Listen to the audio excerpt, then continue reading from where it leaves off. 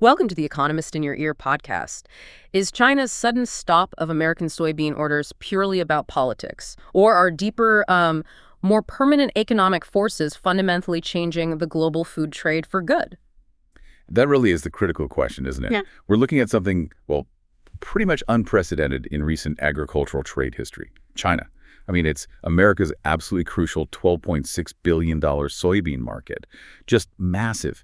And yet, you look at the data up to mid-September, and they haven't booked a single new crop shipment from the U.S. Not one. That's just stunning, especially when you think this trade relationship, it's been rock solid pretty much since 1998. It's like that seasonal handover everyone banks on. And this year, it just vanished. Precisely, vanished. And the pain for American growers is very real and very immediate. Yeah. Josh Gackel, the chairman of the American Soybean Association, he's estimated potential losses. We're talking $100, maybe $150 per acre. Wow. And this isn't some small niche crop. This is a cornerstone of the Midwest economy. Yeah. It's hard to wrap your head around the scale, really. For context for everyone listening, that $12.6 billion soybean market, it's 8 times bigger than all U.S. beef sales to China. 8 times. And it's even bigger than the value of all the airplanes and parts we sell them, which was around, $11.6 billion last year? That's right. So when a revenue stream like that just evaporates, you can see why the immediate reaction is, okay, this is politics, this is a weapon. And that leads us, naturally, straight to the most obvious explanation, the one you really can't ignore, tariffs. Right. Let's just quickly recap that history because it's a bit messy, isn't it? The trade war. Yeah. Under the Trump administration, China hit back with these big retaliatory duties on U.S. farm goods, initially up to 25%. And sure, there have been periods of, supposed goodwill and huge purchase promises since then. But that underlying tariff mess, it never really got sorted out. It absolutely didn't. And that instability has now kind of hardened into the situation we see today. Industry analysts, when they crunch the numbers to the effective duty stack on U.S. soybeans for 2025 imports, they're landing somewhere between 20% and 34%. A huge range, but all high. 20 to 34%. Okay. Now, put that next to the rate for their main competitors, Brazil and Argentina. Their rate is just 3%. Nice and low.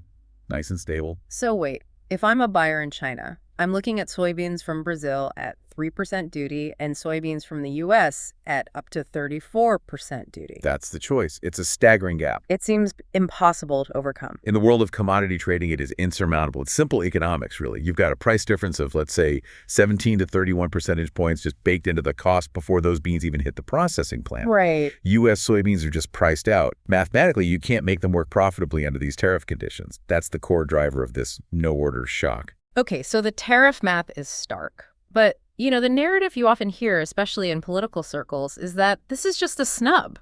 That Beijing's deliberately pulling this lever, maybe targeting those Republican-leaning farm states, to get leverage before some big meeting. We should probably question that framing, shouldn't we? Look a bit deeper. Absolutely. We have to. Because while, yes, policy creates the framework, the actual buying decisions day in, day out, they are made based on incredibly thin profit margins. The folks making the calls in China, the crushers, they're driven purely by cost efficiency and arbitrage opportunities. Right. They don't buy American beans or Brazilian beans out of some kind of national preference. They buy whichever source gives them the best crush margin. Okay, maybe quickly explain crush margin for listeners who aren't deep in the commodities world. Sure. Think of it like this.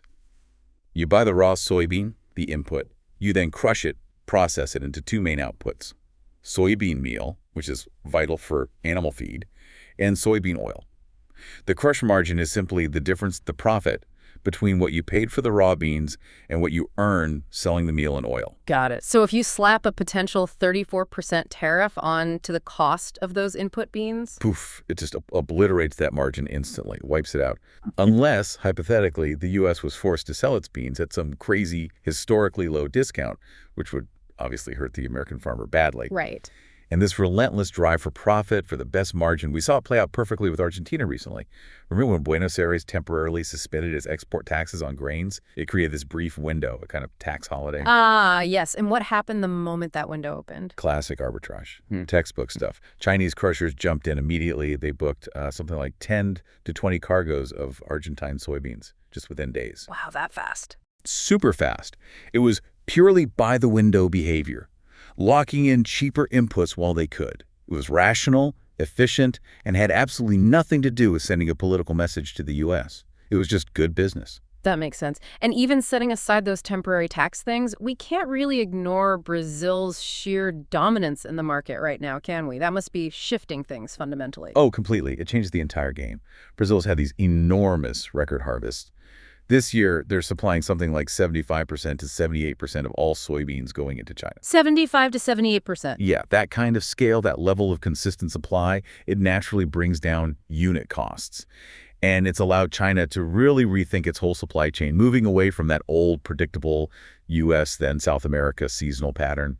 Oh, yeah, but here's a question then. If the tariffs make U.S. beans, say, 30% more expensive, and Brazil has these mountains of beans, why hasn't China just bought 100% from Brazil all year round? Are there still reasons, maybe quality or logistics, why they might need U.S. beans sometimes? That's a really important point because it's not quite that simple. Historically, yes, the U.S. Gulf Coast supply has had a reputation for very consistent quality and super reliable logistics, especially when South American ports get jammed up during their peak export season. Right, the congestion issues. Exactly. But China's played the long game here. They've poured huge amounts of capital into Brazil, specifically into ports, rail line storage facilities, precisely to handle these massive volumes more smoothly and for longer periods. Ah, so they've actively mitigated that risk. They have. They've made that Brazilian supply chain more resilient, stretching its availability deeper into the year than ever before. So while, yeah, U.S. quality is generally seen as very good, when you're facing a potential 31-point tariff difference, that 3% duty from Brazil wins out almost every time.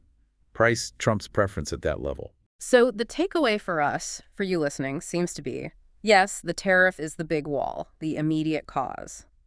But the market's reaction isn't just political sulking. It's hyper-efficient buyers doing what they always do, optimizing those crush margins, grabbing arbitrage chances. Exactly right. And this economic reality, driven by the tariffs, it kind of sets the table for these deeper structural changes China's pushing for anyway, regardless of short-term trade spats. We really need to talk about China's long-term strategy for food security. That's the buzzword in Beijing. And a key part of that is explicitly reducing reliance on imports, especially soybeans. Well, they imported 105 million tons last year. That's just a staggering amount. You can see why relying so heavily on foreign supply might feel like a strategic vulnerability. It definitely is viewed that way. Yeah. And this leads us to some really interesting reforms happening inside their huge animal feed sector. They basically realize, hang on, we're using a lot of expensive imported soy protein to feed our pigs and chickens. Can we do this more efficiently? So they're literally trying to change the diet of the country's livestock to cut down on imports. That's precisely it. And their target for 2030 is pretty ambitious. They want to slash the share of soy meal in animal feed down to about 10%. 10%. And where is it now, roughly? It was around 13% back in 2023. So cutting it down by 3 percentage points might not sound like a lot, but across China's massive livestock sector, that's a huge reduction in demand for raw soybeans. Okay. How are they actually achieving that? Just telling farmers to use less? It's more sophisticated than that. It's about technology and substitution. They're pushing for greater use of alternative proteins, things like rapeseed meal, cottonseed meal, even peanut meal. And they're also investing heavily in things like synthetic amino acids and much more precise feed formulations. Basically, science-driven ways to give the animals exactly the nutrients they need without needing quite so much soybean meal in the mix. It's industrial efficiency mandated from the top. So this whole meal reduction plan, what does it really mean for American soybean farmers who've kind of banked on China's demand always going up? It means that, yes, China will still need to import absolutely massive amounts of soybeans for the foreseeable future. Let's be clear on that. But the growth rate of that demand, that's likely going to be trimmed significantly. They're building more flexibility, more resilience into their own system. And that, in turn, means they become less sensitive to whether U.S. beans are available or what the price is, especially later in the marketing season. The U.S. just becomes less indispensable at the margins. Less essential. And they're not just relying on dietary changes, right? They're also managing the physical supply risk. We saw reports about them building up stocks, buying heavily for mid-2025 delivery. Yes, that stockpiling is a key part of the strategy. It's a very rational risk management move happening right now. By locking in large volumes of South American soybeans now at that low 3% duty rate, they're hedging against two big unknowns: what happens next with U.S. tariffs and the ever-present risk of a crop failure somewhere. Makes sense. If you have warehouses full of cheap beans already bought. Exactly. It dramatically reduces your need to scramble for potentially high-duty U.S. beans later on if your other supplies run short. This really does seem to blow up that old, comfortable assumption many in the U.S. trade relied on, the idea that come autumn, China will always need American soybeans because South America's supplies will have dwindled. We absolutely have to put that assumption to rest. That neat, seasonal baton handoff from the southern hemisphere to the north, it's just not automatic anymore, not like it used to be. There are two big reasons why. First, as we said, Brazil keeps posting these record-breaking harvests year after year. Their supply window just keeps getting longer. Right. And second, as you mentioned earlier, China's infrastructure investments there. Precisely. They haven't just relied on Brazil growing more beans. They've invested billions in the ports, the crushing plants, the railways, the storage, all designed to move those Brazilian beans efficiently, pretty much year-round now. This has minimized that traditional window where the U.S. was basically the only game in town for massive volumes. The trade flow diversion feels structural, not just a temporary tactic. So the U.S. supply has sort of become the expensive insurance policy. You only use it if your main cheaper suppliers face a disaster. That captures the dynamic pretty well, I think. The data suggests we're seeing diversion and delay of U.S. purchases, not necessarily a permanent wipeout yet. China is still importing near record volumes overall. They're just getting them from different places, mainly Brazil and sometimes Argentina. So U.S. sales could come back. Under what conditions? Theoretically, yes. But it likely requires one or two things to happen. Either a major policy shift, a deal that significantly cuts that punishing U.S. tariff stack, or some kind of major failure in South America, widespread drought, crippling port strikes, something that disrupts Brazilian supply dramatically. Okay, and if we assume the policy situation stays difficult, what's the longer-term outlook? Well, Dan Bassett over at Ag Resource, a well-respected analyst, gave a pretty blunt assessment. He suggested that, yes, China will probably still view America as a vital backup supplier if things go wrong in South America, but his core forecast was pretty stark. China is going to be a smaller importer of U.S. soybeans for years to come. He sees this as a long-term structural shift, not just a blip. Right. So that brings us to the core conclusion for you, our listener, trying to make sense of all this. That headline-grabbing no orders situation. It seems best understood not just as a political power play, but more as a complex mix. It's price arbitrage meeting policy timing, all overlaid by China's bigger long-term strategy to essentially de-risk its national feed supply chain and control its input costs. It's an economic hedge, powerfully amplified by those tariff barriers. Absolutely. Yeah. And if you're watching this space, maybe you're in agriculture, maybe in supply chain risk management, there are probably 4 key practical signals to keep an eye on. Signals grounded in economics more than just political noise.